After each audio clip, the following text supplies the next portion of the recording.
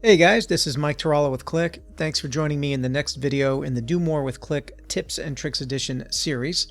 In the last video, I showed you how to create a simple predictive app using only the predictive dataset that was created from our Qlik AutoML prediction model that we created in video 1. This video is going to focus on the explainability data. This topic can be confusing to some, so please bear with me as I go through the steps and explain what it is and how it works. So let's jump right in.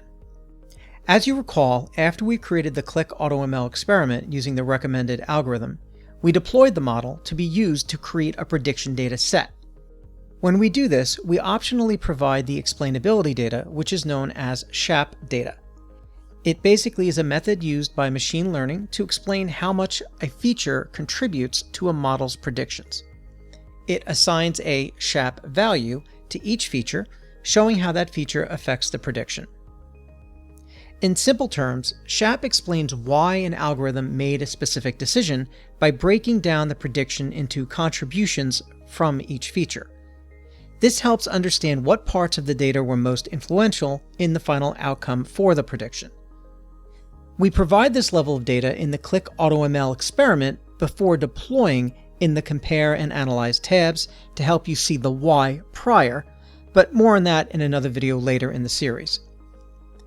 Now, there are two types of Shap data that we include: Prediction Shap and Coordinate Shap.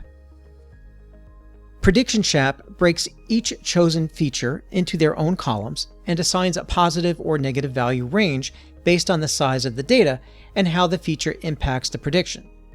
If a feature increases the model's prediction, the Shap value will be positive. If not, it is negative. So with respect to our data, it shows how the features impact the entire order to either be predicted shipped late or not. Coordinate Shap is nothing more than a pivoted version of the Shap dataset. We provide this as another dataset that can be used to easily analyze which features impacted the predictions the most. So next, let's add the explainability data to our predictive app and create a few visualizations to our dashboard.